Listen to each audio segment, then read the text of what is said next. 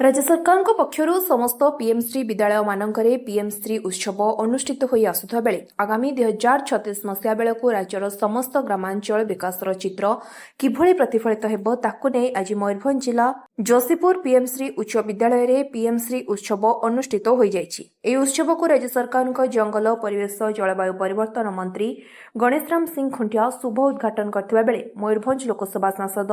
नवचरण माझी उपस्थित रही छात्र छात्री द्वारा प्रस्तुत कराଯାଇଥିବା ग्रामांचल विकास प्रकल्प गुड़िक बुली देखिथिले।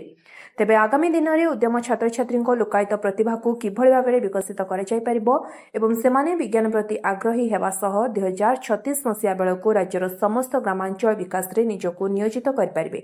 एहाको दृष्टि रखी ଏହି उत्सव पालन करा जाउछि बोली मंत्री गणेशराम सिंह खुंटिया मत व्यक्त करथिले। शेषरे विद्यालयर छात्र छात्री मानक द्वारा रंगारंग कार्यक्रम अनुष्ठित होइथिला। मंत्री श्री स्कूल जोशीपुर आज जिज्ञासा मेला जो करुचे मेन ऑब्जेक्टिव होची पिलामानंकर भितर जो ज्ञानटा लोकायत ज्ञानटा को उजागर करवा एवं तांको जो कौशल विकास करवा कौशल आग्रह प्रकाश भी करेंगे एवं जो माने विज्ञान क्षेत्र में अधिका जानापी चाहूँ तो निश्चित भाव में प्रोजेक्ट करके तांकर ज्ञान वृद्धि हे आग को पिलामानंकर विभिन्न प्रकार तांकर ज्ञान वृद्धि हम एवं तांकर कौशल वृद्धि हम एवं जो जो प्रोजेक्ट सब बनाऊँ से विषय में विस्तृत भाव में जानवर गोटे गोटे सुजोग पीएमश्री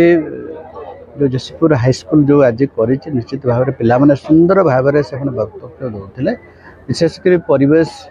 विषय स्वदेशी जागरण विषय एवं विभिन्न प्रकार आमर लोक मान साधारण लोक को आमे केमती बुझे परिबा से दिगरे गोटे वार्ता भी जाए अगर साधारण पिलाटा जदि से विषय प्रोजेक्ट करुच्ची एवं 2036 को विभिन्न प्रकार से माने प्रोजेक्ट देखिले 2036 गाँव अवस्था केमती हो गाँव परिवेशटा केमती हो गाँव हॉस्पिटल डाक्तरखाना विभिन्न प्रकार बैंक फार सुविधा रहिबो कि नै से विषय जो 10 वर्ष भितर सरकार योजना अंतर्भुक्त एवं विजनरी से स्थान पाई से पिला मानकर पाखक आज पहुँची से कि गाँव में पहुँच निश्चित भाव में आम एक सौभाग्य एवं संभावना 2036 को टार्गेट करके भाया छोट छोट सब मेला सब विज्ञान मेला हो जिज्ञासा मेला हो सेटा आम समाज में राज्य में देश में बहुत भल पदक्षेप।